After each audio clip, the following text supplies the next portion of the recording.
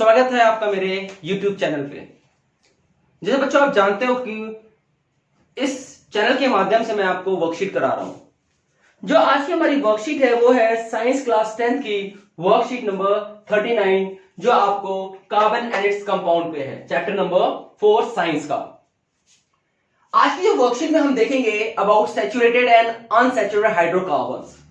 तो हम देखा ये हाइड्रोकार्बन्स एक्चुअली होता क्या है, what are hydrocarbons. These are the compounds of carbon and hydrogen, means दो एटम है इसमें, एक कार्बन और एक हाइड्रोकार्बन। कार्बन और हाइड्रोजन मिलकर जो कंपाउंड्स बनाते हैं उनको हम हाइड्रोकार्बन्स का नाम देते हैं। हमने देखा जो सिंपलेस्ट हाइड्रोकार्बन है वो है CH4, that is methane. Methane हमारा एक सिंपल हाइड्रोकार्बन है। हमने पिछली जो वर्कशीट थी उसमें हमने मीथेन का स्ट्रक्चर बना के देखा था, CH4 कैसे, तो एक कार्बन 4 हाइड्रोजन के साथ एक टेट्राहेड्रल स्ट्रक्चर के फॉर्म में जुड़ा हुआ है। तो आज हमारा जो चर्चा का विषय रहेगा वो रहेगा about saturated and unsaturated hydrocarbons. हम देखा जो सैचुरेटेड और अनसैचुरेटेड हाइड्रोकार्बन्स होते हैं, पहले ये बात करते हैं सैचुरेटेड। हमने देखा जब कार्बन और कार्बन के बीच में सिंगल बॉन्ड है तो ऐसे कंपाउंड्स को हम सैचुरेटेड हाइड्रोकार्बन्स का नाम देते हैं। लेकिन अगर इसी कार्बन कार्बन के बीच में डबल बॉन्ड या ट्रिपल बॉन्ड है तो हम उसको अनसैचुरेटेड हाइड्रोकार्बन्स का नाम देते हैं। तो हमने देखा saturated hydrocarbons are those hydrocarbons which are bonded with single covalent bond.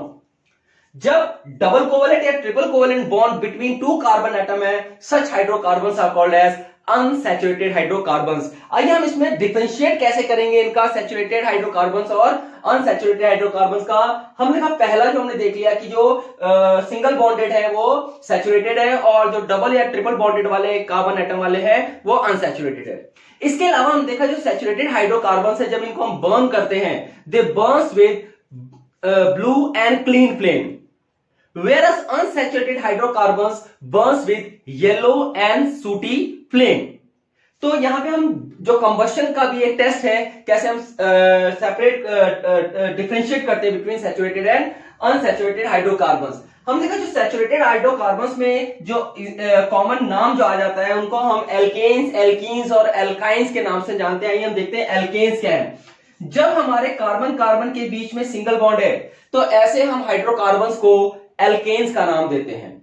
अगर वही कार्बन और कार्बन के बीच में डबल बॉन्ड आ जाता है तो ऐसे हाइड्रोकार्बन्स को हम एल्कीन्स का नाम दे देते हैं, और जब ट्रिपल बॉन्ड आ जाएगा तो हम ऐसे हाइड्रोकार्बन्स को एल्काइंस का नाम दे देते हैं। तो एल्केन्स, एल्कीन्स और एल्काइंस की बात आ जाती है। अब हमने देखा जो एग्जाम्पल की अगर हम बात करते हैं एल्केन्स की, तो हमने देखा जो सिंपलेस्ट एल्केन है वो है मीथेन। हमने देखा इसके पीछे क्या लगा हुआ है, एन, और आगे लगा मेथ। हम देखेंगे यहाँ पे आएगा प्रीफिक्स एंड सफिक्स की बात करेंगे। उससे पहले आइए हम आइडेंटिफाई कैसे करेंगे कि हमारा ये एल्केन का है, एल्कीन का या एल्काइन का है। तो उसके लिए हमने देखा हमारे पास एक जनरल फॉर्मूला है। जनरल फॉर्मूला कहता है CnH2n+2। इसका जनरल फॉर्मूला आएगा CnH2n+2 where C is the number of carbon atom. C क्या है, नंबर ऑफ कार्बन एटम। वो 1 हो सकता है, वो 2 हो सकता है, वो 3 हो सकता है। अगर हम एल्कीन्स की बात करते हैं, जनरल फॉर्मूला जो आता है हमारा आएगा CnH2n। इसका फॉर्मूला आएगा CnH खाली 2n, ये हमारा जाएगा आपका एल्कीन्स का। अगर हम एल्काइंस का फॉर्मूला देखते हैं CnH2n-2 where n is the number of carbon atom. हमने आइए बात करते हैं मीथेन का एग्जांपल लिया तो हम एल्केन देखते हैं। हम C1 कार्बन 1 है मीथेन में, तो C1H 2 into 1+2, 2 into 1+2 कितना जाएगा, CH1 है तो हम कुछ नहीं रखेंगे, देखिए यहां पर गया CH4।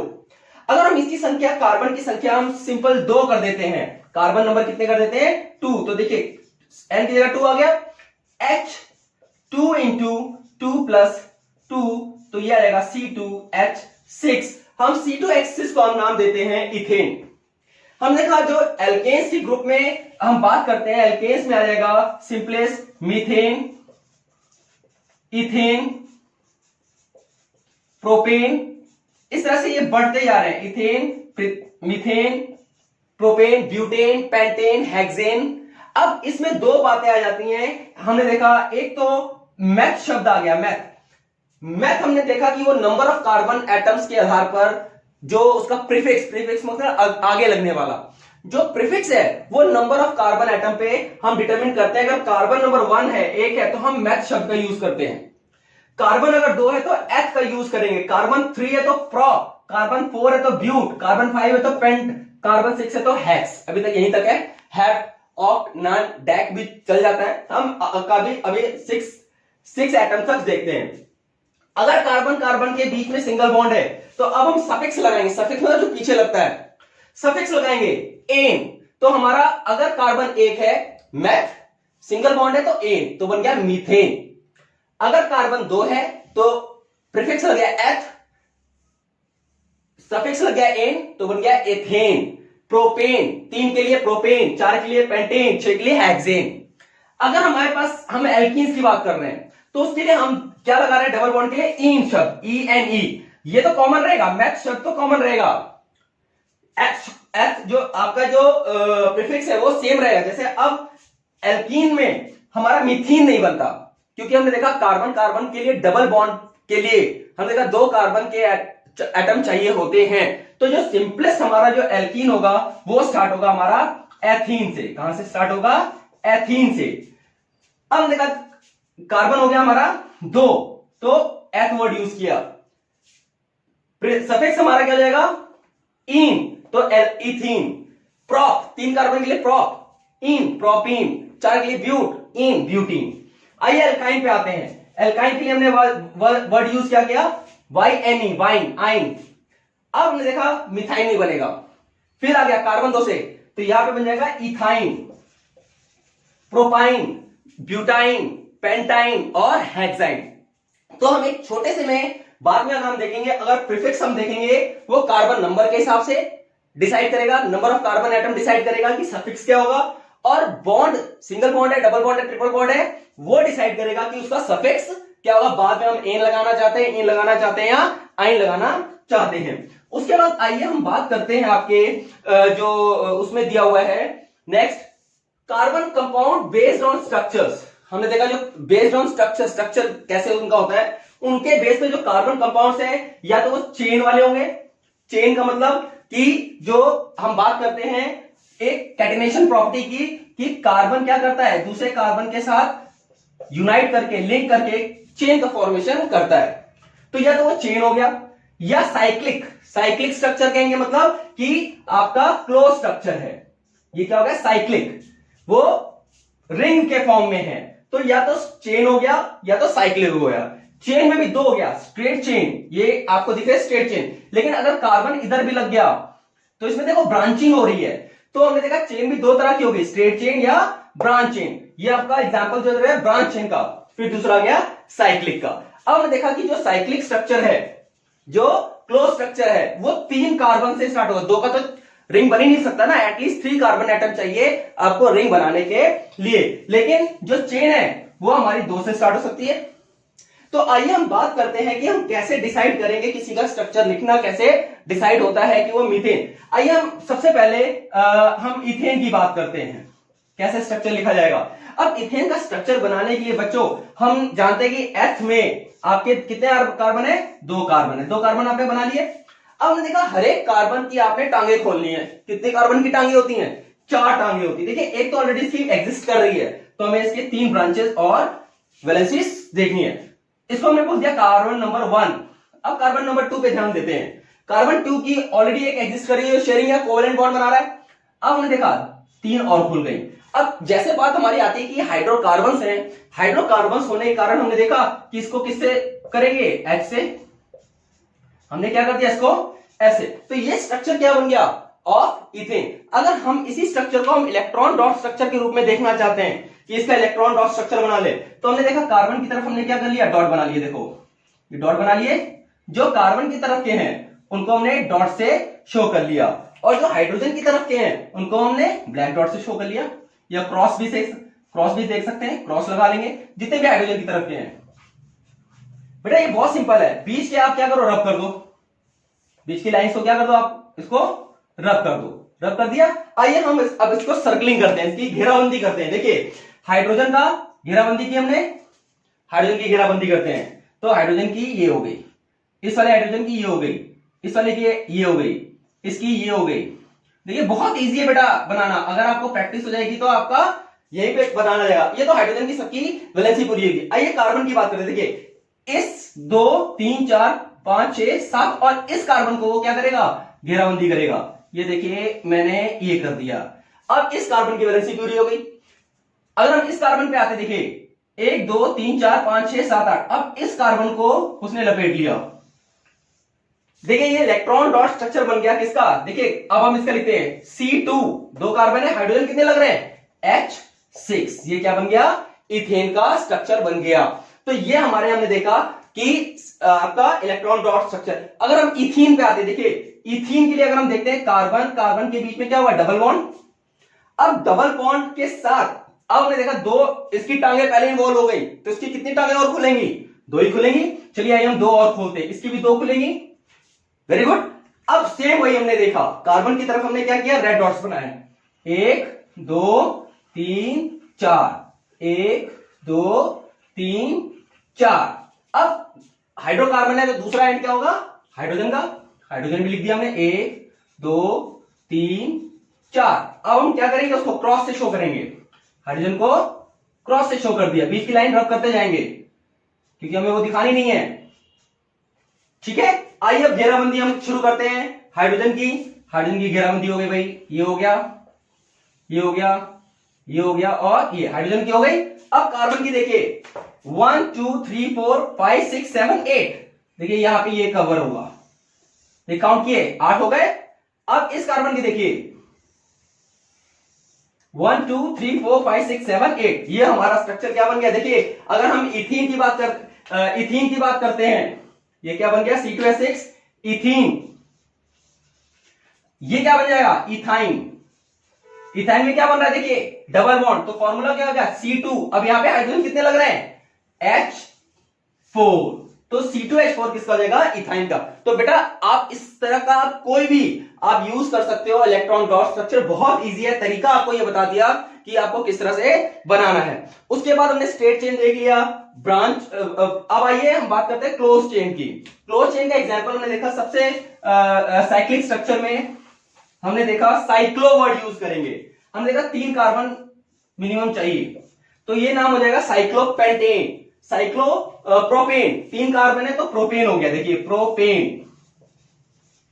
सिंगल बॉन्ड है तो एन, 3 है तो एथ मेथ प्रॉप। प्रॉप शब्द क्या हो गया, 3 कार्बन के लिए, एन शब्द हो गया सिंगल बॉन्ड के लिए, प्रोपेन। तो अब हमने देखा ये साइक्लिक है तो हम इसको देते हैं साइक्लोप्रोपेन। अगर 4 है, देखिए 4 कार्बन ले लेते हैं हम, 4 है तो 4 के लिए हम ब्यूट शब्द का यूज करते हैं, सिंगल बॉन्ड है तो एन लग जाएगा, तो आ जाएगा साइक्लो ब्यूटेन। अगर 5 है, कार्बन 5 है तो क्या करेंगे हम, पेंट, 5 के लिए पेंट यूज करेंगे, pentane. Pent 5 n single bond, cyclo word use कर देंगे अगर वो रिंग है तो साइक्लो पेंटेन। अब हमने देख लिया कि रिंग स्ट्रक्चर का हमने देख लिया, हमने ब्रांच स्ट्रक्चर का देख लिया। उसके बाद एक चीज और आपके पास दी हुई है, फंक्शनल ग्रुप्स। अगर हमने देखा फंक्शनल ग्रुप्स क्या है, सपोज हम बात करते हैं 5 कार्बन चेन की, 1 2 3 4 5 कार्बन चेन बन गई। अब हमने देखा कि हाइड्रोकार्बन्स हैं तो ये सभी वैलेंसी किससे सेटिस्फाइड होंगी, हाइड्रोजन के साथ। ये भी हाइड्रोजन, ये भी हाइड्रोजन, ये भी हाइड्रोजन, ये भी हाइड्रोजन, तो हमने देखा हाइड्रोजन सब वैलेंसी से हाइड्रोजन। अगर हम बात करें 5 तो इसका नाम कैसे करेंगे, देखिए 5 के लिए हम पेंट शब्द का यूज करते हैं, पेंट।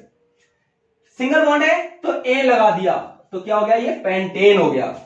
अगर कोई ये हाइड्रोजन, कोई भी हाइड्रोजन आपका अगर क्लोरीन से रिप्लेस हो जाता है, अगर यहां पे क्लोरीन लगा देंगे तो ये नाम हो जाएगा क्लोरोपेंटेन, मतलब इनको हम कहते हैं हेलोजन्स।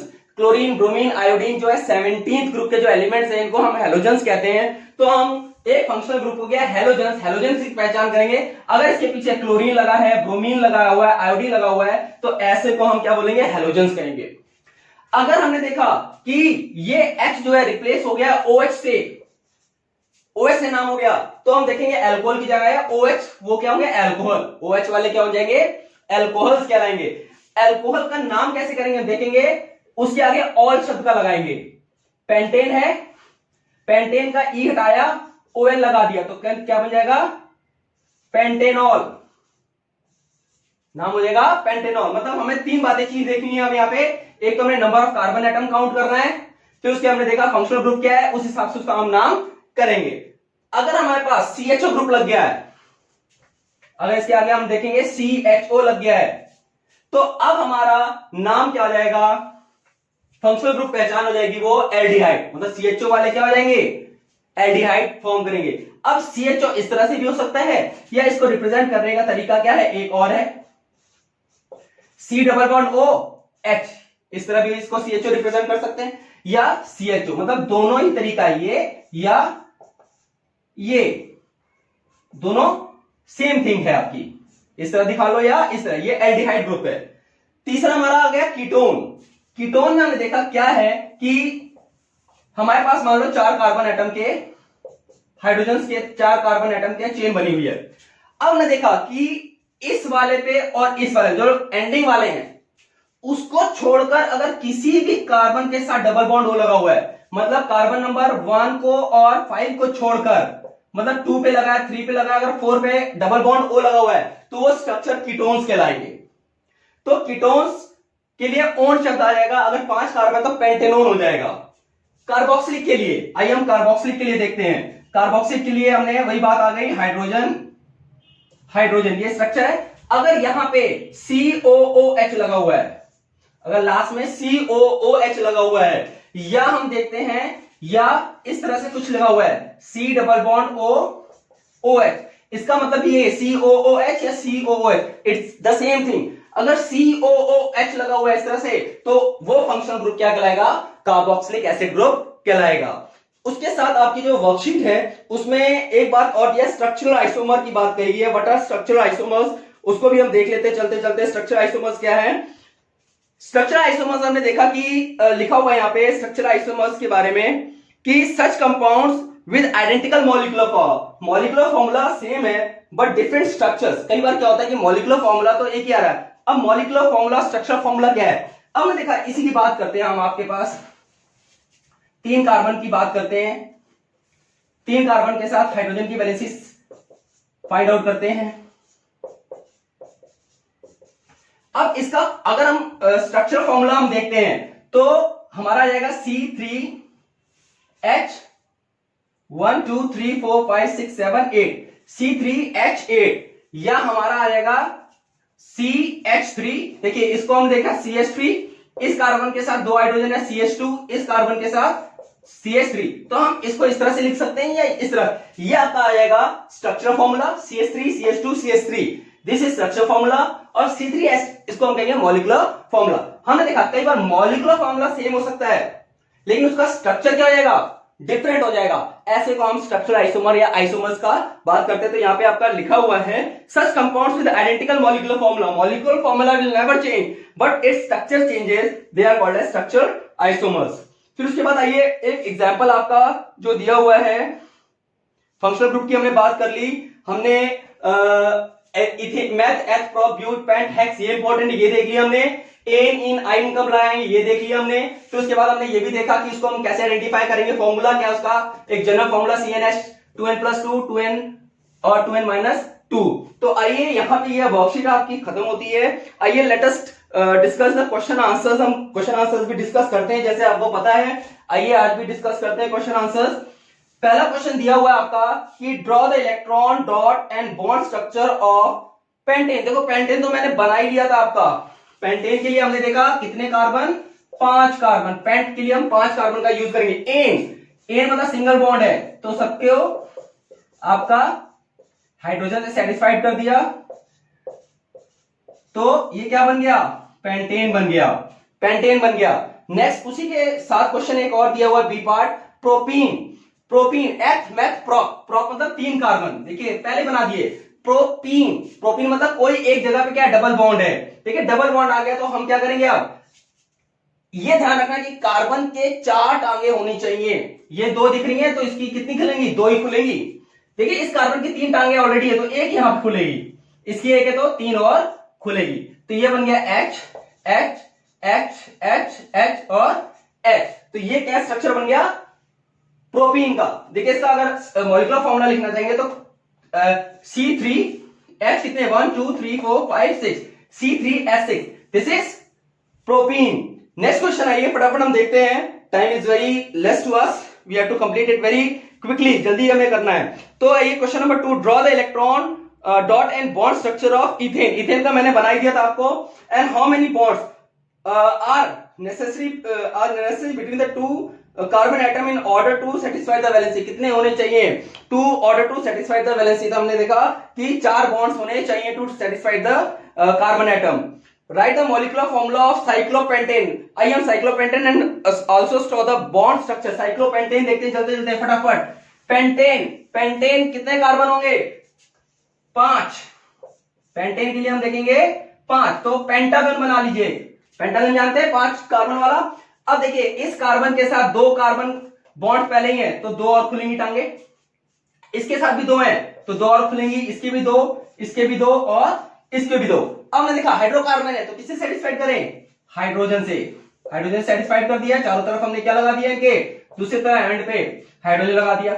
अब देखिए इसी को हम इलेक्ट्रॉन डॉट स्ट्रक्चर में अगर कन्वर्ट करना चाहते हैं तो कैसे कन्वर्ट करेंगे। जैसे मैंने बताया आपको, कार्बन की तरफ हम क्या करेंगे, डॉट्स लगा देंगे 1 2 3 4, 1 2 3 4। इस कार्बन 1 2 3 4, 1 2 3 4। देखिए कार्बन की तरफ हमने क्या कर दिया, रेड डॉट लगा दिए। हाइड्रोजन की तरफ हम क्या करते हैं, क्रॉस लगा देते हैं। क्रॉस लगा दिया, ये क्रॉस लग रहे हैं। अब हम इसको क्या करेंगे, सर्कलिंग करेंगे। इसको या तो इस तरह से छोड़ दो क्योंकि इसकी जो घेराबंदी करना थोड़ा मुश्किल है। अगर इस तरह से भी आप इसको छोड़ देते तो एग्जामिनर समझ जाता है कि आपको इलेक्ट्रॉन डॉट स्ट्रक्चर बनाना आ रहा है।